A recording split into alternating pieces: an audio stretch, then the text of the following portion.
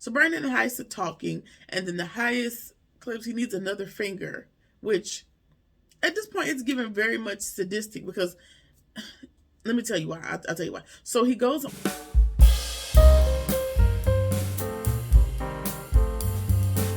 Hey y'all, hey, we are back for another review of. I was about to say sisters. Just kidding. We are back for another review of Ruthless, season 3, episode 7. Tyler Perry. All right, so this episode was called The Strangers. Lynn and Malcolm are making their introductions to Daikon and Andrew. Hey, making their little niceties, their introductions to each other. And they said, hey, I thought you were coming alone. And she tells him that Malcolm wanted to drive her up, and he was intrigued by this paradise that she exclaims to him.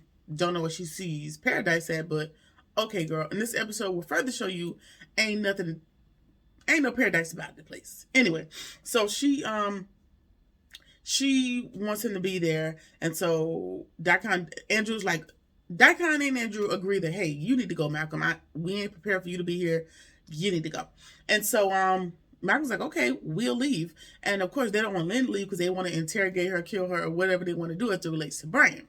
So she's like, we're a package deal. So if you guys don't mind, just let him stay for the weekend with me, and no big deal, no sweat. And so they reluctantly agree. And then he's looking at Lynn and asking her, are you high? I don't know if that's because he can tell that she's probably high, or if that is kind of to plant the thought in her head, like, you're here for the good drugs, so don't do too much because you're not going to get the good shit. Not really sure what that was about, but he picked up on something, and she's like, no, I'm fine. And she's, still campaigning for Malcolm to be there. All right, so Daikon, like I said, they concede, and he lets him stay there, and he tells them, like, all right, y'all stand, y'all give me the car keys, we'll take care of your car. Yeah, we're going to take care of that car, right? And just, get comfortable, go take a tour. And so Malcolm is just doing a whole lot of extra, running up to Daikon and Andrew, hugging them and like, I'm so excited to be here. So I don't know if he's truly excited or if they just hide their goddamn mind, because they're not picking up on any cues that they should get the fuck out of there. So Lynn is she's talking about, see, I told you they were nice. And then she's like, I gotta use the little girl's room. Point me in the direction of a bathroom. So Daikon grabs Zane and tells Zane, hey, take her to the outhouse. And Lynn is looking like, huh? You said take me where? Take me to the outhouse. Yes, these people have to use the bathroom at the outhouse. And if you're taking the tour like you about to join the college, you need to see what the accommodations are. And yes, outhouses.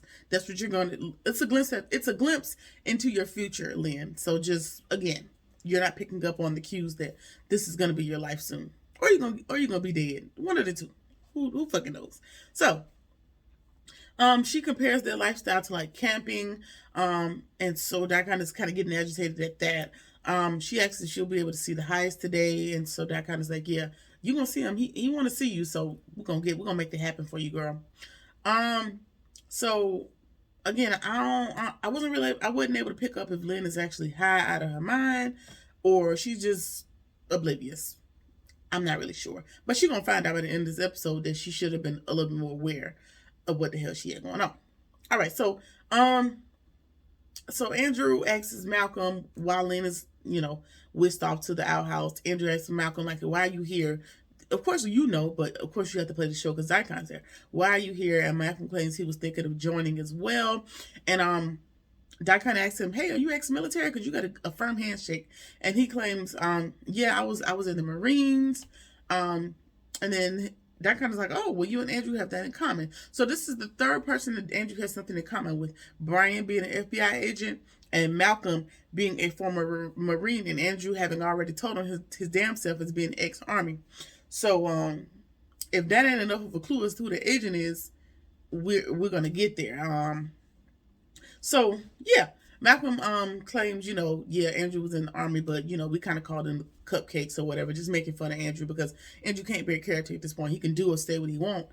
Andrew, you can't do nothing without giving yourself away. So I'm sure this is torture to his entire soul. Yeah. So, moving right along.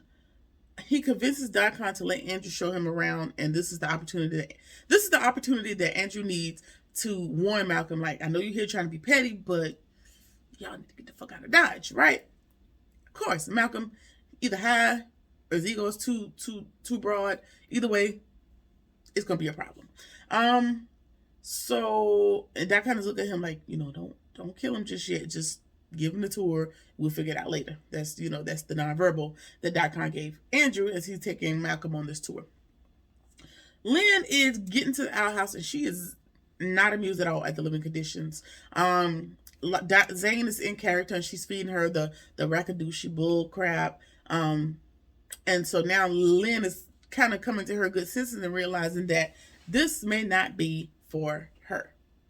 Because she don't want to use the outhouse, that was the one that did it for her. Now, mind you, the last extended stay vacation that she was on here at the compound, she was drugged. I think all of her belongings were taken from her. She was fed some mystery food, just all of this other stuff, and that wasn't enough. It was the outhouse that is changing her mind. I mean, however you get to your glory, girl, I guess. I suppose it's probably too late at this point, but go off, sis. Okay, so she's asking Zane, like, okay, well, what is the Heights? Does the Heights use this as well? And she's like, no, the Heights has indoor plumbing in his trailer, and he has the best accommodations for himself. And she's like, okay, well, take me to him because he got indoor plumbing and heat and toilet paper, and that's what I want for my life. And so Lynn wants to go there because she's a guest and she should be treated as such. And so Elder Mother Marva walks up. I'm gonna just call her Mama Marva at this point because there's a lot of words to be saying. Elder Mother, Supreme Mother. You're Marva at this point. I don't even care. Marva walks up and she's like, go away, Zay, and I'll take care of her from here. And she's like, oh, you're back? And she's like, yeah, Marva. Yeah, I'm back for some of that delicious cooking you gave me last time. Yeah, because you got doped, fool.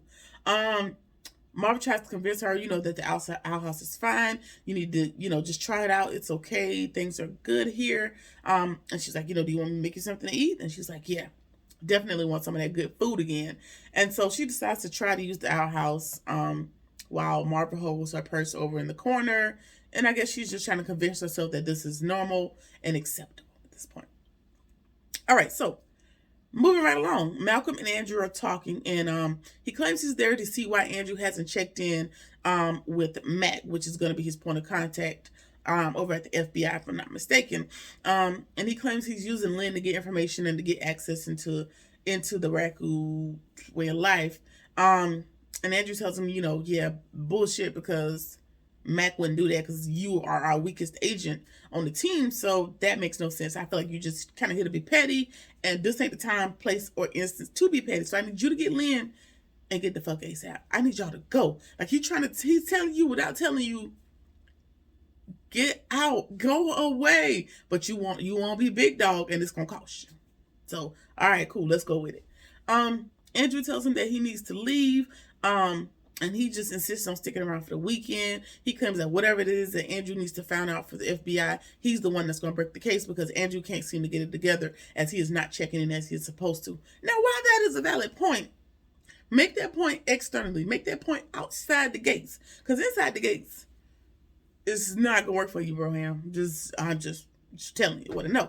So, he claims that everybody is worried that Andrew's compromised. And so what he says is that Mac is on vacation. And after he comes back from vacation, he's going to remove not only Brian, but Andrew. Everybody's coming off of this case because there's no progress being made, according to Malcolm. How true it is, we don't know at this point. So he claims, everybody's going to be taken away. So he's trying to break the case by the time Mac gets back. Again, I think it's all a lie. He just wants to be there because he knows that that's where the premium drugs are. That's what I think is the long and short of why Malcolm is insistent on being there. So Andrew's begging him not to stay, but he really didn't get through to him. Moving on to Joan and Ruth. She asked Ruth to talk to River about his god awful night with the Heights, just to make sure he's still calm. And whatever, she'll do it eventually. She'll get to it. And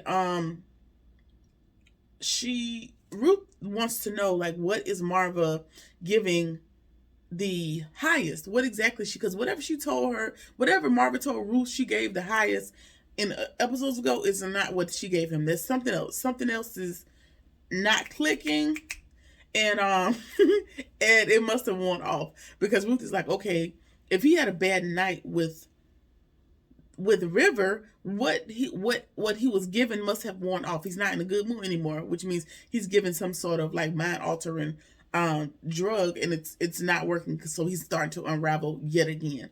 And if I'm not mistaken, the shit ain't lasted but a few days, and he already off the hinges. If I was on the kitchen committee, I would daily intake. It'd be in your breakfast, your lunch, your dinner, your water, your orange juice. I would just keep you doped. If you die, that's just a part of the hazard that comes with the job. But yeah, I would just keep you high because every time you sober, you be trying to murder us all, and I don't like that. I don't appreciate it, or causing us to commit mass suicide. However you want to word it. But still, everybody gonna be dead if he don't remain calm. All right, so Ruth says she doesn't know what it is that she's putting in the food. Joan is like, I don't know either. I do what I can to find out, but I can also let you know that I have a plan for delaying the pregnancy test. They have to go to town to do whatever they need to do logistically for the money to get that process started, and she says she can stall some time some way somehow, but it's going to be like a 3-week timeline for all that money to get moved for the Great Escape, whatever plan that they have going on, right? So she has some leverage on Ruth because Ruth needs help with the pregnancy test. So she tells Ruth, I'll stall for as much time, but only if you go talk to River to still make sure he's copacetic. He's gonna be able to tough this out for a little bit longer. So she tells Ruth, and Ruth's like, okay, just do what you need to do with the pregnancy test. I'll handle River and you go do what I ask you to do. And she tells don't threaten her. And Ruth's like, listen, if I go down for not being pregnant, I'm not going down by myself. Like you got some skin in the game too. So don't talk too tough to me like that. Go do what I ask you to do. And we'll talk about it later. All right. Fair, I guess. So Lacey and Oliver are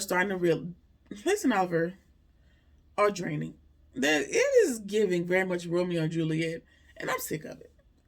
I don't know. It should be like a Google Gaga situation. Everybody's like, oh, they're in love, even though they're stuck. I don't care. They're getting my nerves. We all about to die. I don't care about being in no love. I'm just trying to live, and y'all about to die because y'all was so much in love. What? Anyway, so Lacey and Oliver are realizing that Brian was wrong and that no one is coming because the next day has gotten here and the cavalry has yet to get there. So she's sitting there fantasizing about wanting some ice cream, and she's certain that Paula has gotten away and is sending help. Now, I don't know how she'd be certain because she hasn't had any contact with Paula, but I guess if you're in a hopeless situation where, when you think this is it for you and you have a fighting chance by way of Paula, cool. Like I put all my bets on the last possible hope I have too. I'm assuming if I was in that situation. And so maybe the fantasizing about ice cream is just remembering life, on the outside and just certain things that made her happy on the outside. She's realizing that she may never get to experience again because they keep ending up back in this place. If you remember, Lacey got out like 3 times, maybe twice, because remember they Lilo took her off to be sex trafficked or something to that effect, and she came back, and then she escaped, and now she's back. So she's been able to get out twice and get a little bit of taste of freedom, but never enough. So she's, kind of giving up hope, other than the fact that Paula may have gotten away scot-free and is, got some help on the way. So she tells him that she would have never made it in there without him, and she regretted the day that she ever signed up. And he, in turns, expresses that he feels like less of a man because he is not able to help her. He feels dumb for believing in the Rakadushy bullcrap and not knowing what the real true deal was with this stuff. And reasonable, understandable. I mean, you don't know what you don't know. Got it. But it's a little bit more skin in this game because it's life and death. So the not knowing has cost you a grand price. Also understandable. So Lacey, again, has this feeling that everything's going to be okay. She's putting all her money on Paula, and it's really all the hope that she has at this current moment. Moving right along. Daikon tells the heist that Lynn showed up with someone. So now he's unraveling again as he is sobered up. Now he wants to torture Malcolm too. He wants to find out everything that he knows, wants to know if he's FBI, like, what are these people doing here? What the hell is going on? They haven't found a bug yet when they went through his car, but they're not sure of what his role is in relation to Lynn. So he tells him, he should cut his hands off, threatens his life. It's just a whole lot of going on. The highest is unraveling at this point.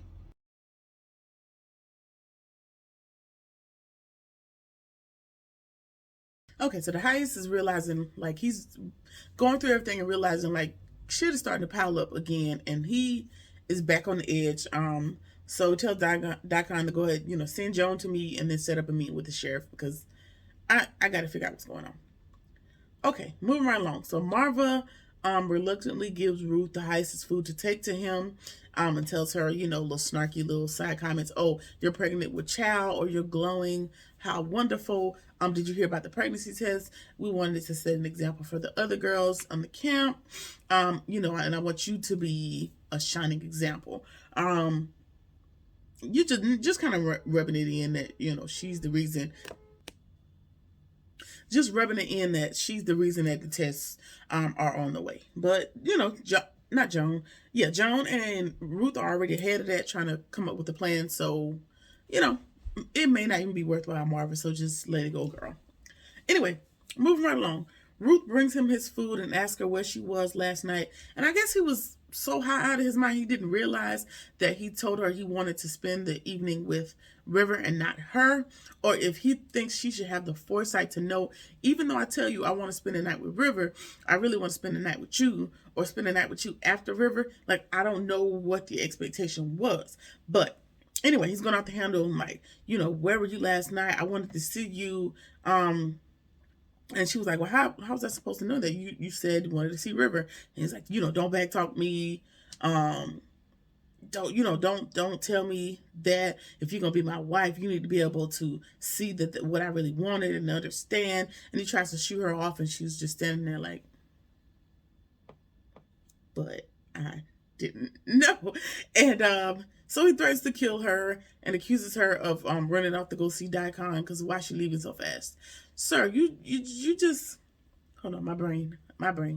You just threatened this lady's life because she didn't spend the evening with you, even though you verbally told her repeatedly that you wanted to spend the evening with somebody else, right? And then you were so upset that she didn't have the third eye to see that you really wanted to spend the evening with her, and shoots her off, but then threatens her going to see Daikon when you were the one that just rushed her out of your presence because you were upset. I don't know what it is that Marva is putting in your food, but it's too much. It's too much of it. She need to dial the serving size back because you done lost your goddamn mind. You done lost your mind, and it couldn't be me because you'd have been an overdose bitch playing with me.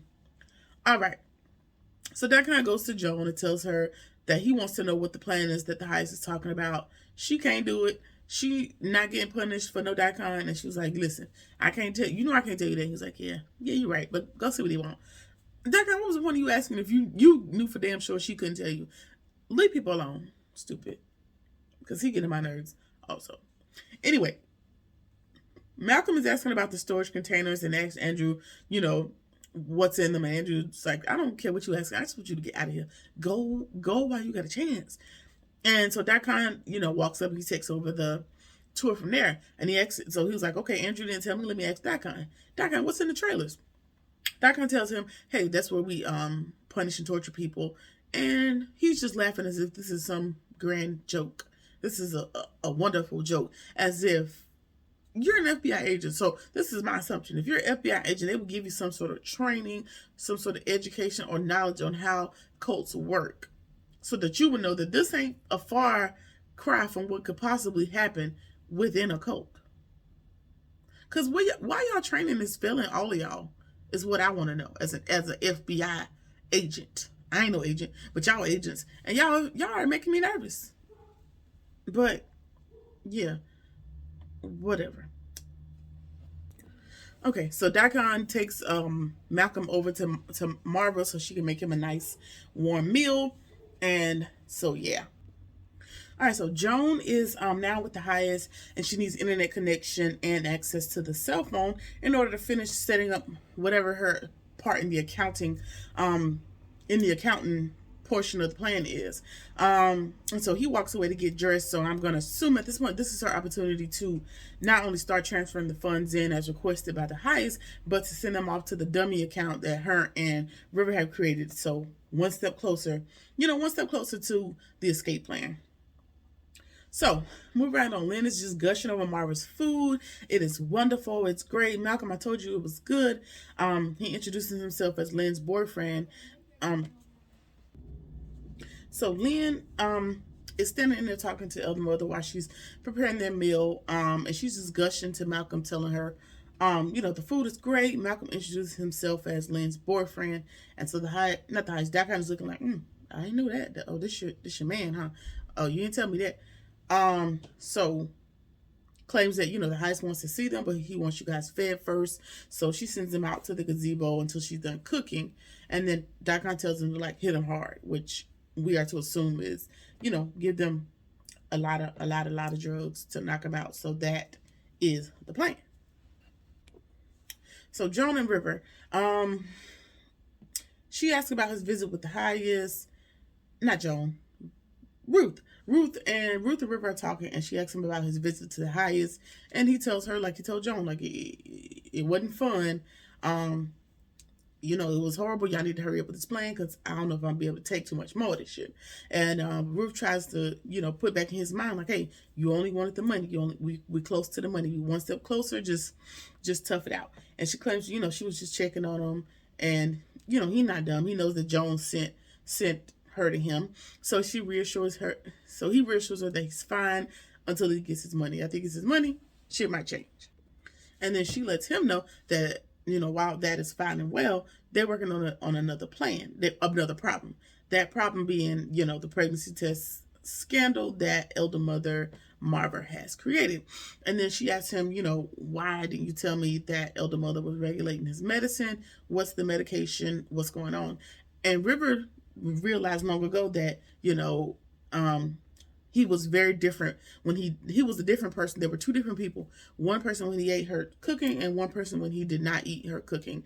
And so, I guess, I don't know if that implies that he gave her the idea to, keep dosing his food, or if he just noticed the difference in him when he is eating. So, now they're on a mission to figure out what she puts in there, and I'm sure that's going to aid in their plan at some point or another. She tells him that he was strange today, and whoever he was very angry, and he was a person with her that she's never seen. And River tells her, hey, surprise, bitch, this is the person that shows up every time I am with him. He has a mommy complex with you. That's not what we get to receive on the other end of the spectrum. So welcome. What do you want me to do about that? He tells her that they were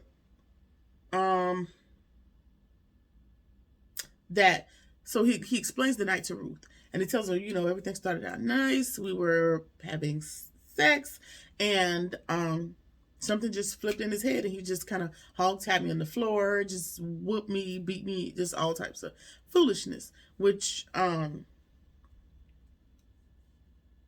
don't even have no opinion on that. I'm just not even gonna try to touch that. Yeah, she tells him, like, okay, again, we're on the way out, but what you will know is that we're not leaving without my daughter. Don't care what your plan is, but we're not leaving without my child. And River says, this is how you know that, like, pop or trending culture, is definitely tied to shows and all this other stuff. Not that it was ever a point of contention, but River says to this lady says, I'm not leaving. Like, I'm basically willing to risk it all, this whole plan in order to get my daughter. And he tells Ruth, he was like, man, fuck them kids. Like, it's time to go. And she's like, listen, she is outdone with him. She was like, you show me who you really are more and more every day, and keep on showing me. Which means you keep playing. You're going to get fucked up. You're going to get left out the plan. You better chill. That lady's only here for her daughter. She probably could have been left. But That's her motivation. She wants to get her child. So why would you say that? Stupid. So Lynn and Malcolm are sitting there tearing up the food, not knowing that they're getting super drugged up, just oblivious. So this is great. This is the best food I ever had.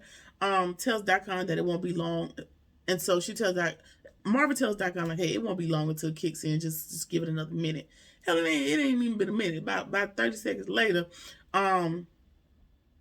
wait, go back a second. She tells him that it won't be long, and so when he comes up to the table, Daikon, Lynn is just airing out her grievances as if this is a Q&A session, or this is the suggestion box at the Ramada Inn. She was like, you know what? I ain't really feeling the outhouse. We got to do something with that.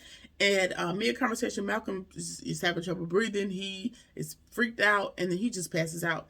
And then at that moment, she realizes, like, the food is something in this food we've been eating, and it's too late. At that point, she is also passed out. So, and then she realizes, she asks him, like, oh, is this what happened to me the last time?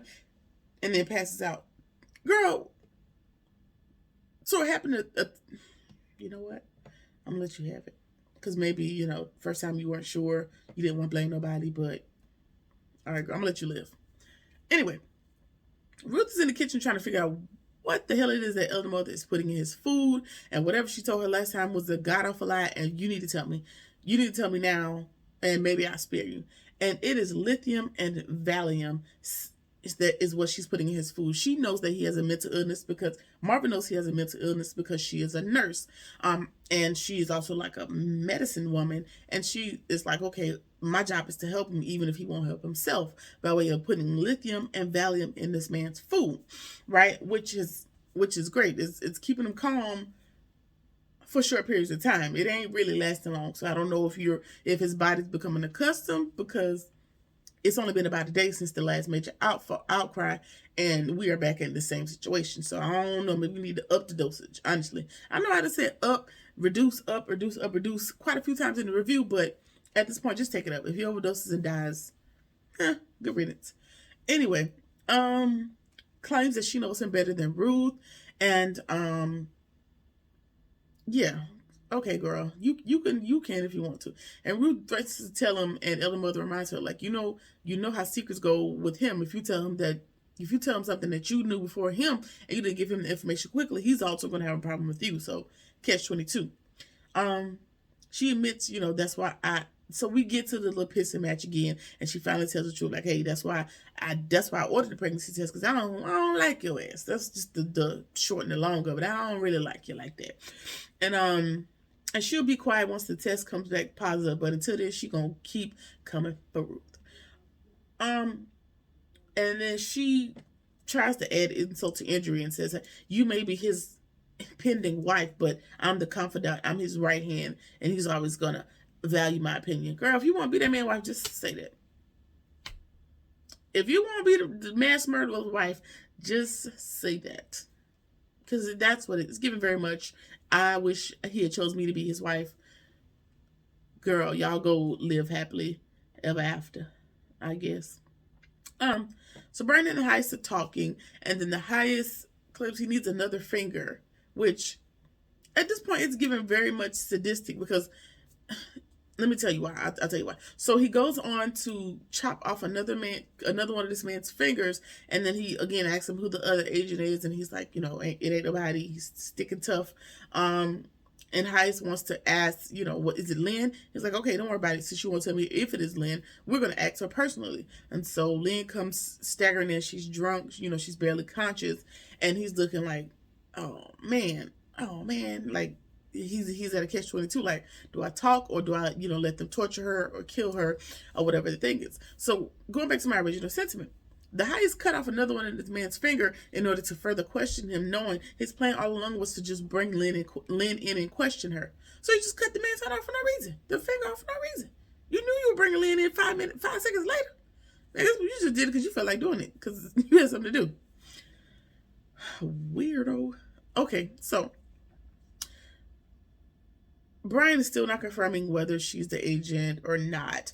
And he tells Daikon, don't worry about it, just kill her. Just go ahead and kill her. So now Brian, he wants to talk. And that sums up the episode. So that concludes season 3, episode 7. I don't know. I don't know. I think it's it for Brian. I think Brian's probably gonna die, but he's gonna be able to convince him that Lynn is not the FBI agent, which in turn may mean she just becomes a part of the camp now, and just subject to the treatment of everybody else. And he's gonna point the finger at somebody else. If he was smart, well, I don't know. If it was, let me tell you me what I'm gonna do. If it was me, if I was Brian and I didn't want my wife to get killed, even though she was a serial cheater and drug user and all this other stuff, it was just horrible to me. I would say it was Lacey or Oliver. Just hear me out. Hear me out. I would say it was Lacey or Oliver because we know that they've escaped already. They've been very problematic. They're in the punishment trailer, so they're probably gonna end up dead at any point anyway because of how the heist is feeling right now. So if y'all gonna die anyway, is that too much? I don't know. So that is it for this episode, and I will see y'all in the next one. Like, comment, share, subscribe, whatever it is that you feel like doing, and I'll see y'all in the next one. Peace.